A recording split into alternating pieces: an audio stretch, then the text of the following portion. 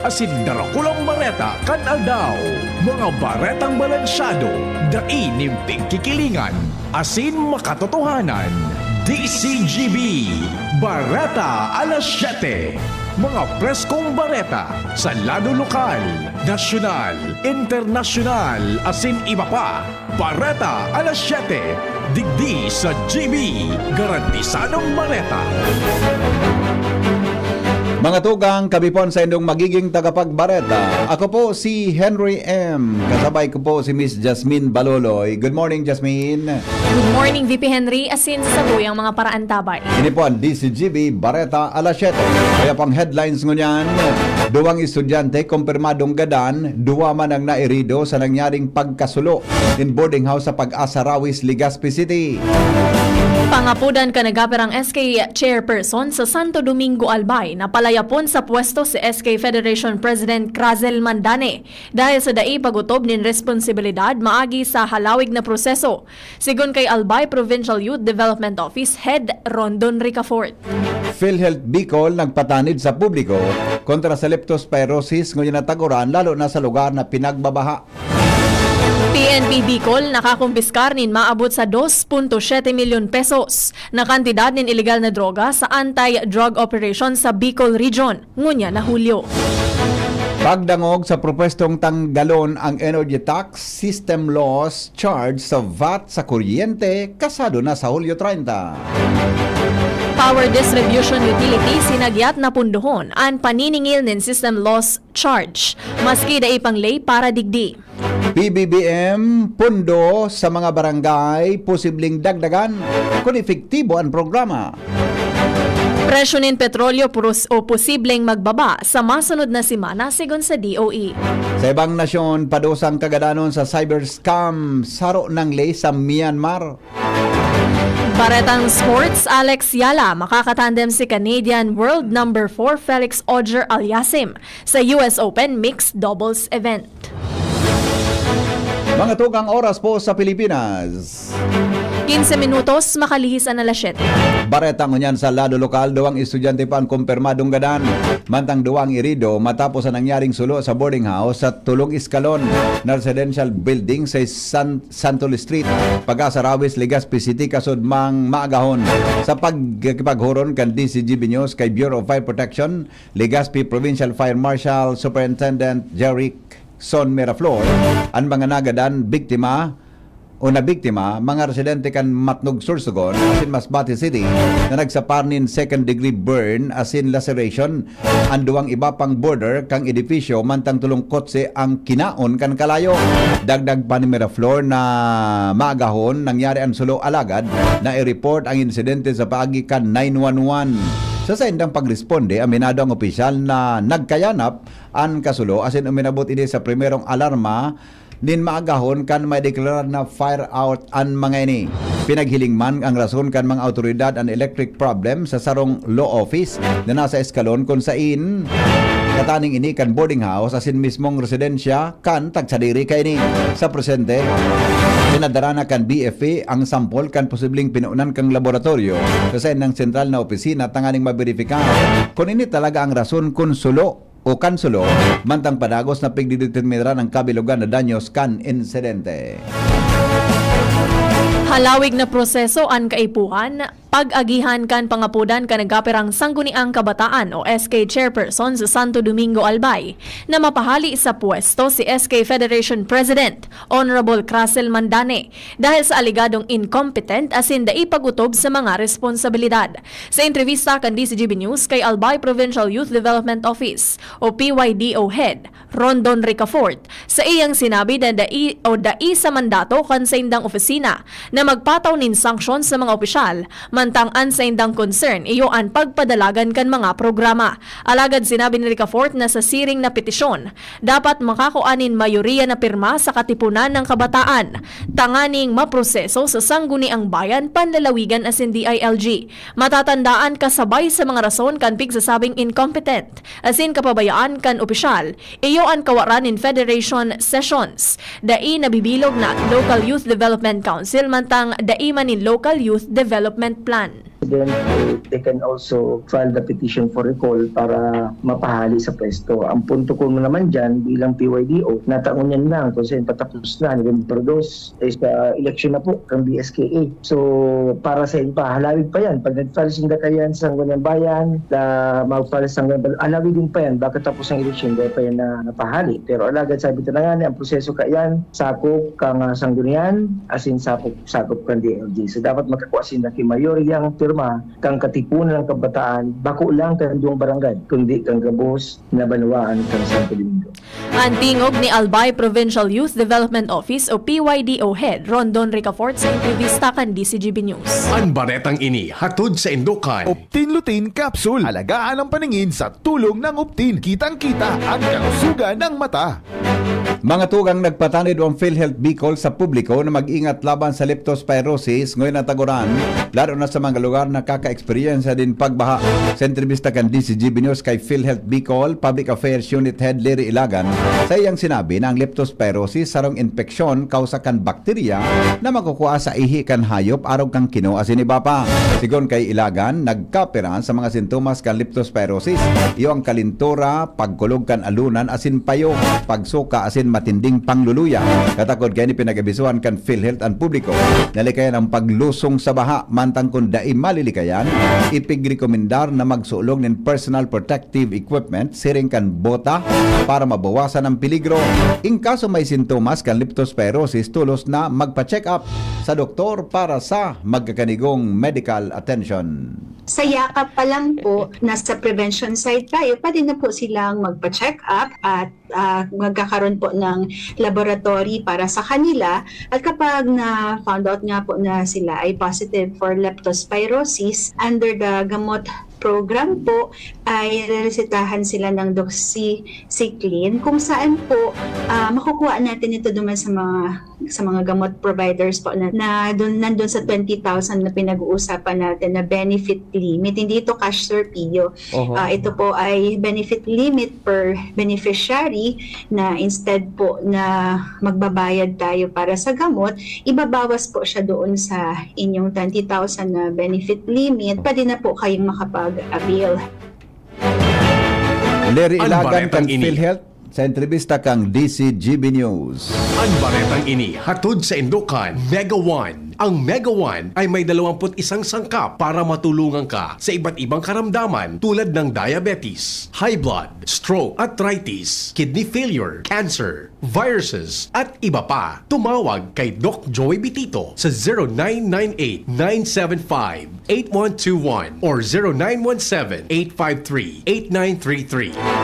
Maabot sa sobra 2.7 milyon pesos kantidad ng ilegal na droga ana kumpiskar kan PNP Bicol sa ginibong 32 na anti-drug operation sa bilog na rehiyon Bicol poon Hulyo 20 sa Hulyo 26 ngunya na taon. Sa operasyon 37 pigtutubudan na imbuelto sa ilegal na droga, ana arestar kaibahan ang 5 high-value individuals as in 32 na street-level individuals.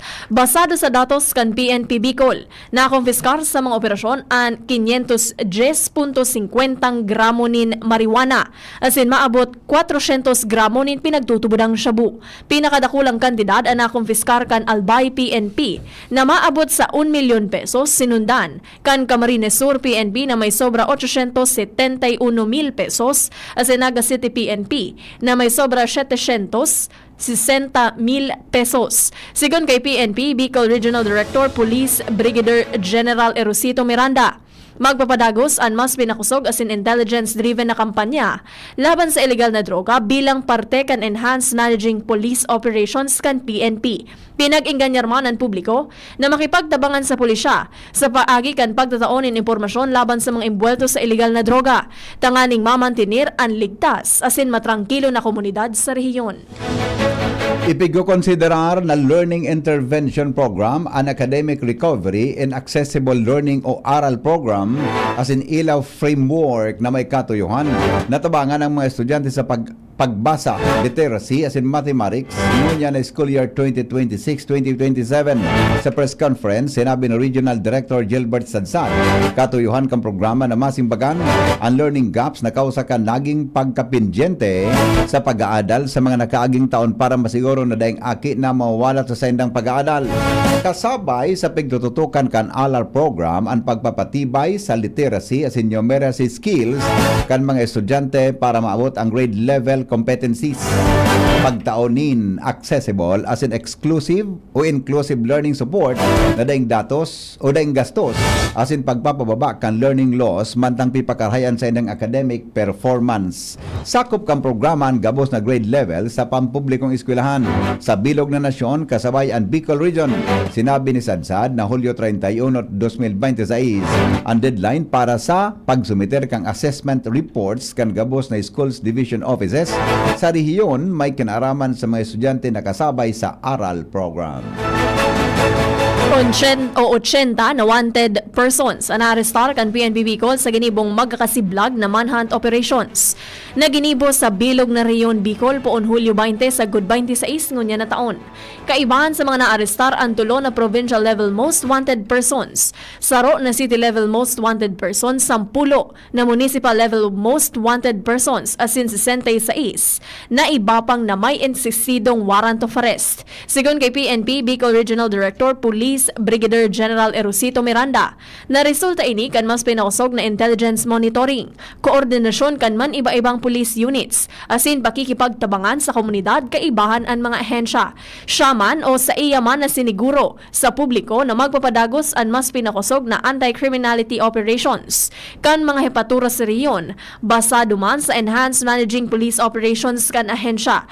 Piging ganyar kaini ang publiko na makisumaro sa pagtataonin impormasyon, manungod sa mga wanted person asin iba pang imbuelto sa kriminalidad, tanganing mamantanir ang katrangkilohan asin katanusan sa rehiyon.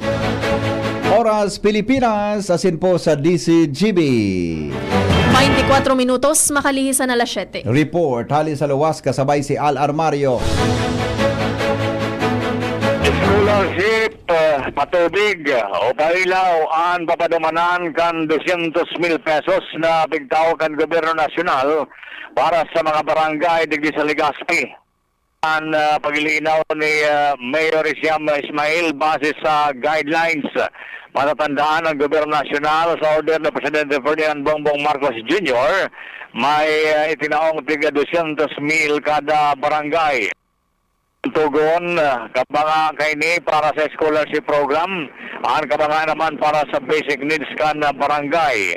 Digdi sa Legazpi, priority ang tubig ilaw, kaya iyo ini ang gamitan kan mga barangay depende sa rekomendasyon kan barangay officials. Alarmario, DCGB.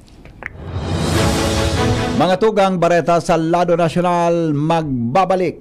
Hindi po sa DCGB. Ini po ang Bareta alas 7. magbabalik po kami.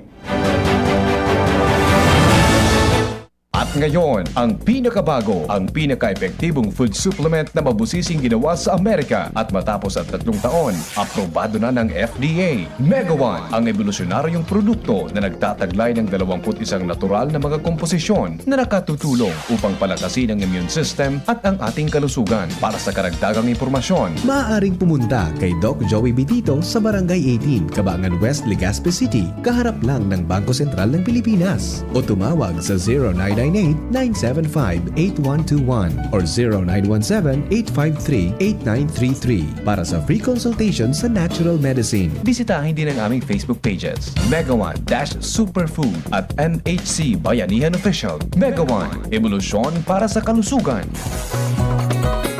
Maugmang ipinipresentar kan lokal na gobyerno kan ginubatan sa pamamayo ni Mayor Gemma Ann Onhoco asin kan Sangguniang Bayan ang Longganisa Festival 2026. Kapangang bulan na panunin maugma asin kapakipakinabang ng mga aktibidad na mapon Agosto 1 sundo Agosto 15 ngunya na taon. Day 1, Agosto 1, Holy Mass, Agri-Fair Opening asin opening kan Beer Plaza Pagkabanggi. Agosto 2, Zumba Competition. Agosto 3, Tree Growing, PWD Day. Agosto Agosto 4, Youth Service Day. Agosto 5, Peso Job Fair sa Ofracio Pavilion. Agosto 6, Bloodletting.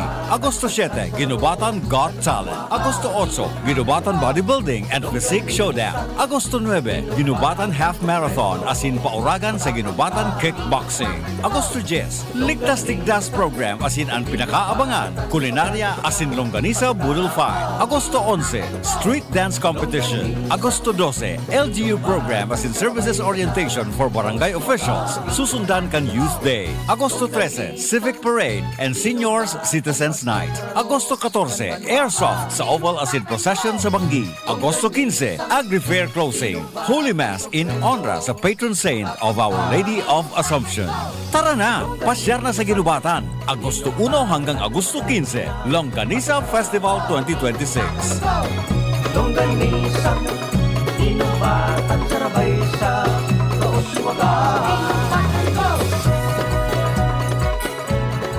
Pag tayo'y may sakit, gusto nating gumaling agad.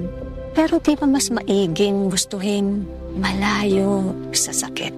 Ang yakap ng PhilHealth, programa ng gobyerno na nagbibigay ng libreng pagpapakonsulta, pati mga lab test. Kaya payakap sa yakap ng PhilHealth. Yakap ng PhilHealth nang tayo'y malayo sa sakit. Good news mga kapitbahay! Kayang-kaya mo na bumili ng iyong dream appliances. Mula sa modernong kitchen appliances, efficient washing machines, energy-saving air conditioners, at ang pangarap mong smart and Android Google TVs. Lahat ng yan ay nasa RRS Marketing. Ining high-tech, branded at latest na muyang appliances. Naku aming hulugan sa RRS Marketing. Ang swak sa budget na bagong refrigerator namin, nakuha ko rin sa RRS Marketing.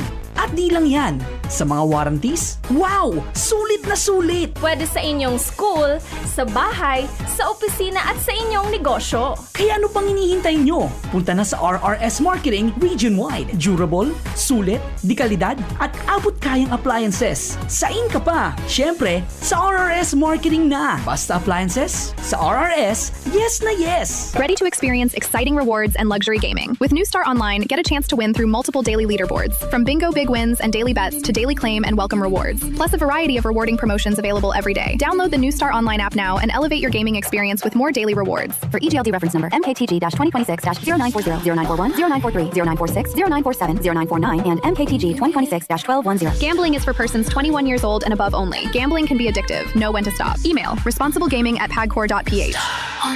Discover the beauty of playing brightly with New Star Online. Luxury entertainment now in your hands. Gambling is for 21 years old and above only.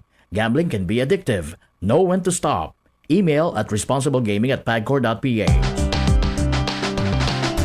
Tara na, sabay ka na. Tara na, saan ka ba pupunta? Maraming mabibili sa presyong abot kaya. Huwag magalinlangan, huwag mag-isip. Shopping need not be expensive.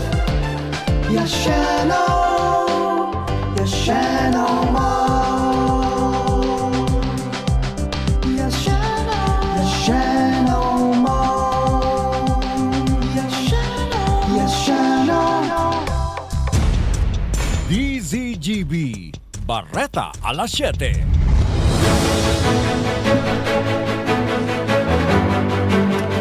Mga tugang, baretang unyan sa Lado Nacional. Isinumiter na po ni Senador Erwin Tulfo Kasudman Propestong Lay na may kamautan. Nahaliw ng energy tax, tanggalon ang systems loss charge sa value-added tax o VAT as inimbestigaran ang presenteng pulisiyang nagpapasa nindagdag na singil sa kuryente. Pigsumiter ni Tulfo, Chairman kan Senate Committee on Energy ang mga minasunod na bill as in resolusyon matapos ang direktiba ni Presidente Ferdinand Marcos Jr. sa sayang ikalimang State of the Nation Address o SONA. Senate Resolution 537, resolution para investigaran ang pulisiya sa irarom kan Electric Power Industry Reform Act of 2021 o PERA Law may kinaraman sa pagpasa kan system loss charges sa mga konsumidores. Senate Bill 2239 propestong lay na nagbabasura sa batas pambansa bilang 36 o Energy Tax Law as in Senate Bill 2340 propestong lay na nagmabaabot na haliw ng system loss charge sa sakop kan VAT Nakatalaan ang pagdawog kan Senate Energy Committee sa Hulyo 30 sa mga propestong may katuyuhan na amyendaran ni Pera Law as in iba pang propestong may kinaraman sa industriya nin kuryente. Sinabi ni Tulfo na may hearing siya sa Huwebes manungod sa amendment sa Pera Law as in isasabay ang system laws. Nan ang kan komite ang nakaaging simana ang pagtukar sa reforma sa 25 anyos na Pera Law. Mantang nangako si Tulfo na papakusaguninda ang pagproseso kan amyenda as in nahiling niyang may posibilidad na maaprubaran ang mga ini bago matapos ang taon. Hinagyat ni Akbayan Party List Representative Chel Jokno ang mga Power Distribution Utility o DU na tulos sunodon ang direktiba ni Presidente Ferdinand Marcos Jr. na pondohon ang paniningil ng system loss charges sa mga konsumidores na dai na paghalaton ang ipapasar na ley kan Kongreso. Sa iyang ikalamang State of the Nation Address o SONA, pigi-engganyo ni Marcos ang Kongreso na amyendaran ang Electric Power Industry Reform Act o IPIRA tanganing pagbawalan ang mga diyo na ipasa sa indang mga customer ang system loss o kuryenteng nawara sa proseso kan transmission as in distribution.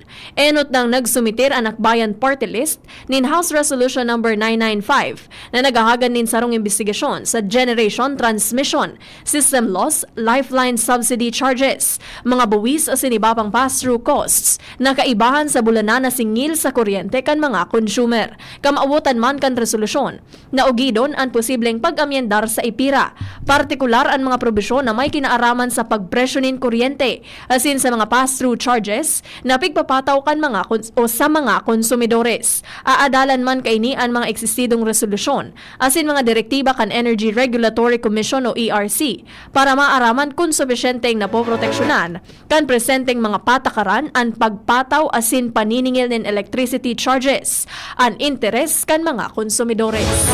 Bako harayo pa ang posibilidad na madugangan ang pundong pigataw kan gobyerno sa mga barangay kapag nahiling ang epekto kan pagpapautob sa programa. Inang pahayag ni Presidente Ferdinand Marcos Jr. sa sayang pagbisita sa Davao de Oro, Kasudma. Sinabi ni Marcos na porsigido ang gobyerno sa pagsulong sa bawat bayan makikinabang program. Tanganing gabos na banwaan asin barangay sa bilog na nasyon makinabang sa serbisyo asin tabang kan gobyerno. Nakapalaman sa programa ang pagtaon ng 200,000 pesos. Mantang ang 100,000 kaini gagamiton para sa scholarship kan 5 mataling estudyante na madali nang maggraduar nin tag 20,000 pesos ang kada saro. Kung magiging magandang resulta kaining programa, pinuna na ngunyan sigurohon niyang papadakulaon pa ang pundong ini. Sinabi kang presidente na hagada niya nin pundo ang congressman pag-abot kan budget para masiguro na makaabot sa mga tao ang pundo asin serbisyong pigtatao kang national government. Naglalaom ang Department of Energy o DOE na magpapadagos ang magayon na development sa sintikan kan Estados Unidos asin Iran para magbaba na ang presyo kan petrolyo sa nasyon. Sigon kay DOE Undersecretary Sandy Sales, na duwa ang posibleng maging dahilan kan pagbaba kan presyo nin petrolyo sa masunod na semana. Primero matapos magpatahaw ang China sa paay kan Pakistan asin US to Iran conflict. Panduwa ang pagkulpa kan US asin Iran sa indang missile strikes laban sa kada saro. Magigirumduman na kasuhapon nagpautob ang mga kumpanya nin petrolyo. Nin saro na naman na round nin oil price hike. Baretang unyan sa ibang nasyon, pasado na po bilang ley ang padusang kagadanon para sa cyber scam sa Myanmar. Kinumpirma rin ni Union Parliament Speaker Ong Lin Due na naipasa na ang anti-online scam bill matapos aprobaran kan Parliament ang mga pagbabago sa draft bill sa pagtiripon kan Kamara asin Upper House sa capital kang Naypyidaw. Sinabi ni Lower House MP Ayi Chan na bako siring kadakol ang binago sa draft bill matapos maging paghuroron kan duwang sangakan Parliament asin mantinidong pareho ang importanteng parte kan propesto base sa pigpublikan na draft resolution o legislation kan Mayo. Papatawanin 10 taon sa habang buhay na pagkapreso. Siring man padusang kagadanon ang mga embelto sa violensya, torture, unlawful arrest as in detention o makuring pagtratar sa mga individual para puwersahon na magtrabaho sa mga online scam center. may habang buhay na pagkapreso o life imprisonment man para sa mga nag-ooperate in online scam centers na nagigibon in crypto scam. In kaso man na mabot ang siring na pagbalgar sa kagadanon, dapat ipataw ang death penalty. Ginibo ang nasabing lakdang sa tawkan talamak na internet fraud factories sa war-torn country. Target ang web users sa bilog na mundo sa pagikan romance as in cryptocurrency investment investments. Ang anti-scam law, iyon kay tinuting lay na ipasar kan bagong gobyerno kan Myanmar na pinamayuhan ni dating Junta Chief Min Aung Hlaing. Baretang sports, nakatalaan na makatambal ni Pinay tennis star Alex Yala si Canadian World number 4 Felix Auger-Aliassime sa US Open Mixed Doubles event. Nagigibuhon sa Flushing Meadows sa Queens sa New York. Ang Filipino-Canadian tandem parte kan high-profile cast na pinapanginutan ni na 24-time Grand Slam champion Novak Djokovic asin Aryna Sabalenka. Ang 16 na team na laog sa mixed doubles inanunsyo na ka nakaaging aldaw. Daiman kaibahan sa torneo si world number 1 Jannik Sinner sa ikaduwang taon matapos na umatras ka nakaaging taon dahil sa helang kaini. Maging an binansagan na karibal ni Sinner na si Carlos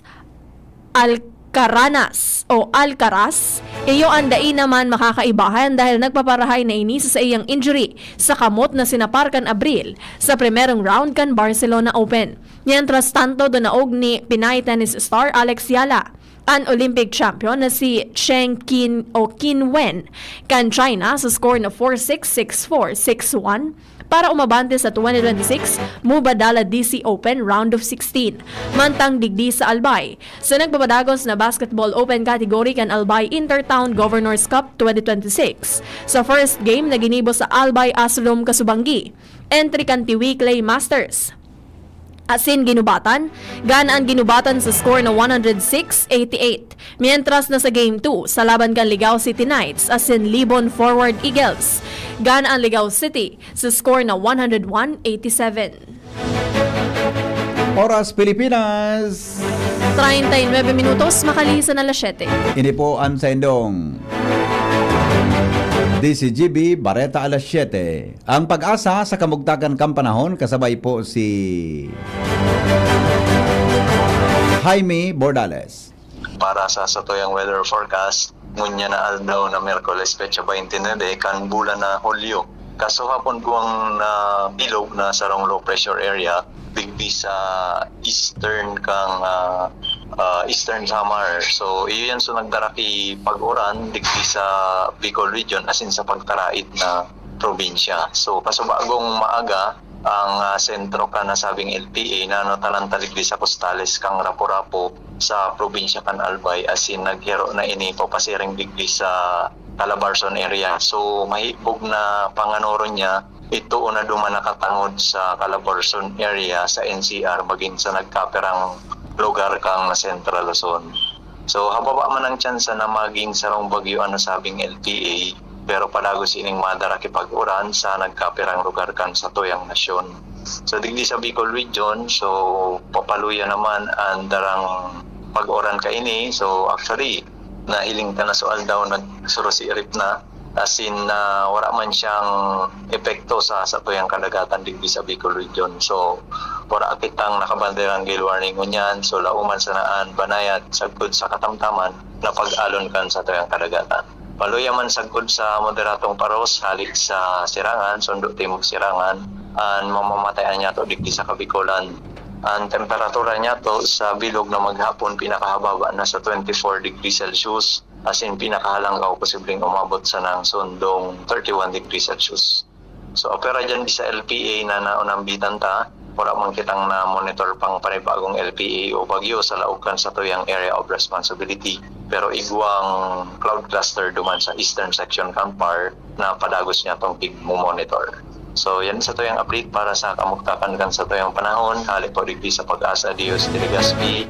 Jaime Bordales po sa mga inaga. Salamat Jaime Bordales sa kamugtakan kampanahon. Sa pangaran po ka nagsurat kan Bareta, News Director Mar de la Cruz, Jenny Balera, Nicole Ann Gloriana, and Shara May Leron. Asin ang report kan Megaforce Patrol. Good morning nga pala sa mga taga Buraguis. Mapusugon na ang radyo. Nalingaman ko kasubago ini. Diyan po sa Familia Pamilya Pisimo. Diyan sa Barangay Buraguis, Tabi. Good morning daw kay Tony, Ani, Rosita, Jake, and Mohan. Yeah. Baka sila ito, maramang karakter na Mohan. Sa movie? Mulan po ata. Mulan yun. Mulan o Mohan? Late na. At saka happy birthday kay Professor Edgar Barameda. Midbid mo, Sir Edgar? Apo. Dr. Edgar Barameda. Happy birthday ngunya na 29 ngunya, di ba? Happy birthday tabi, Sir Edgar. Madatiming manager anig sa DCGB. Birthday na, 60 na da siya. 60. Ako looking forward ako sa edad na yan. Maka-discount na lamang ki 20. Parang discount sa senior citizen. 20% na rin. 20%. Sige, Sir Edgar, happy 60th birthday. 60 ka na pala. Kang igigreet tabi, Jasmine? Wala po. Ikaw kang gustong igreet. Sige na. Si Ihado na mo kumustaon. Good morning. Good morning na po. Good morning. Hello, Ihado. Good morning, tabi. Ata siya sa nang Ihado ko. Ha? Oh? Siya lang ay Ihado ko. Bala ka po. Mga tugang salamat kung sirong pagantaway. Ini po si Henry M. Asin ako man po, si Jasmine Baloloy. Masunod na anapot sa DCGB, magalipas lang kan mga patalastas. Ang DCGB, Barata, alas 7. Abangan ngiraray sa aga.